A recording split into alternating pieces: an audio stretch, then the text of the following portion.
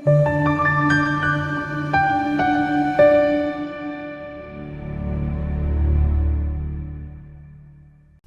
kungavama nje umusa empilweni yakho uNkulunkulu ekulonde kubusisa igama uPastor WeNingi kafushane nje sohlala odabeni lwamaphupho. Mina ngigama nguPastor WeNingi. Sibheka lana isiphupho likaSibusiswa kaNdlovu uthi kukhona iphupho engaba nalo kimina ngonyaka owendlule namanje engisalikhumbula. Kodwa ke ngangingazi kahle ukuthi lichaza ukuthini. Ngaphupha nje kungena inyoka endlini ngayishaya yafa. Laqala phansi iphupho ngaphinde ngayishaya yafa. Lathi seliphinda okwesithathu inyoka yakhuluma nami isangena nje endlini. Yangibuza ukuthi ngabe ke konke lokhu okufisa usukutholile yini. Ngaphendula ngathi cha. Yathi ke khululeka usazokuthola ngangazi ukuthi kuqonda ukuthini lokho bengisacela ungichazele ngalo. Okay, into yokuqala siveze kanje ukuthi uma uphupha la ubona inyoka uphawu olungachaza mhlawumbe abantu abadala esingasho ukuthi abantu abaphansi ongaba ke idlozi noma ke yithonga ikakhulukazi mangathiwa mhlawumbe la lenyoka ayiklaseli futhi ayikusabise mhlawumbe ngokukhuluma. Ikakhulukazi uma upha inyoka lehlasa lolu uphawu ngokwesonto oluvame ukukhomba la ukhanjelwa ithongo elakho. Kepha uma ithukutheleke futhi mhlawumbe ikusukela noma ikusabisa noma ikuthusa noma ikulwisa noma ke ikuhlasela ngesikhathi sephupho sekungasho ukuthi lindela ke ukubhekana nolaka nentukuthelo yethongo lakho. Yabo.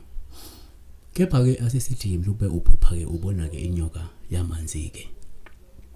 Lolu uphawu olungabe bese lichaza la ukwembathwa imimoya ongaba isithunywa noma ke idlozi. Kanti kuma usuphupha la mhlawumbe ubona inyoka nje uphawu futhi ongabe lichaza mhlawumbe isitha osondele naso noma sikulandelayo kakhulukazi manje ukuthi ubonakala ikihlasela noma ifuna ukuluma noma ijaha. Uma uphupha la inyoka kungathithi mhlawumbe iyakuhlasela lolu uphawu ongaba isexwayiso mhlawumbe ngesimo esibi noma ke ngomuntu nje okumise kabi empilweni futhi ke okungenzeka uzama mhlawumbe ukugadla noma ke ukwakhela uzungu noma ukubophela amanqine enyathi ngolika mageba. Uma ungenzeka kuphuphe ubona inyoka isendlini uphawu ungabikele lichaza ukuthi ke man kumele uqaphele ngoba ke isitha sakho siseduze kakhulu nawe futhi ke sesingagadla noma binini uma sithola nje ithuba. Uma ubulala inyoka uphawu oluhle ngoba ke lolu suku lusho ukuthi uzokunqoba mhlawumbe ukwesaba kwakho okuthile noma uzonqoba inkinga ezinzima noma uzokwazi ukumelana nezigadlo ngempumelelo kanye nokuqeda mhlawumbe ngezitha nemizamo yazo emibi.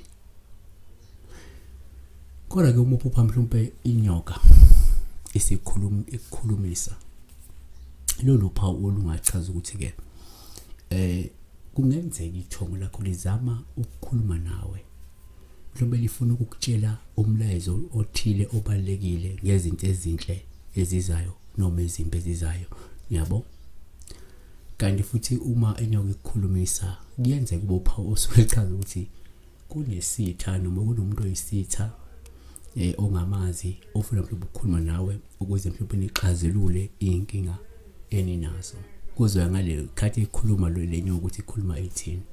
Yabona asivale ngokuthi futhi uma uphupha inyoka ikukhulumisa uphawu olungabikela uchaza ukuthi hayi man unomuntu omubi noma kunomoya ongalungile ozama ukuyengela ophathe nokuthembisa mhlawumbe izulu nomhlaba ukuze ukwazi ukuzuzela ebubini. Kodwa ke kafushane kungenzeka ke sesisummarize ke mhlawumbe iphupho lakho ukuthi njengoba uyibona inyoka ingena endlini yivi into ungachazanga ngombala wayo mhlawumbe. Kodwa ke njengoba uyibona inyoka ingena endlini njengoba sesikuvezileke kafushane lapha yana ukuthi inyoka ingamela isitha ingamela ithonga ingamela idlozi. Ungena kwenyoka okungenzeka mhlawumbe umuntu esingasho ukuthi mhlawumbe ithongo lakho belikuvakashele lifuna likhathazekile lifuna ukukutshela imlayezo ethile mhlawumbe kunezinto ozenzayo ezingalungile uyabona ezenza ukuthi uligcine usuluqeda amandla ngoba kubonakala lokuyishaya le nyoka mhlawumbe ngezenzo zakhe ethile ngemkhuba ethile unokuliqosha kodwa liyakubekezelela lokulibuya mhlawumbe uliqoshe ngezenzo zakho ngento ezithizo zenzayo kodwa lokulibekezelela libuya ngoba inhloso ukundlulisa ukuthi mhlawumbe esimeni obhekene naso uzokwazi ukunqoba ugcine uphumelele ukwazi ukachiva lento osukuyifuna empilweni uma ukuthi vele ngempela kunezifiso onazo zingakafezeki njengamanje ukuthi mhlawumbe it was just a promise ukuthi noma be ukwenza lokho ukunqanda idlozi lakho ukuqeda amandla idlozi lakho ithongo lakho empilweni kodwa igcineni angeke likudele lizoloku libuyile ngenxa igcineni ifuna wena ukwazi ukuphumelela ukwazi ukuthi uachieve lezi zinto lezi ezinhle obekelwe zona on a spiritual realm. May God bless you.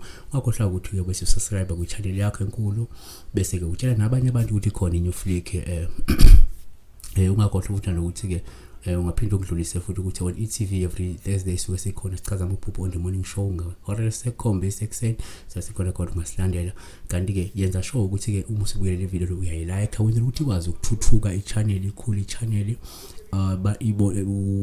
bayi-recommend nakwabanye abantu bekwazi ukuyibona nanokuthi ke akhona amavideo esiwenzile esikhathini esendlule go and visit them go and check them kukhona ungakufunda khona God bless you.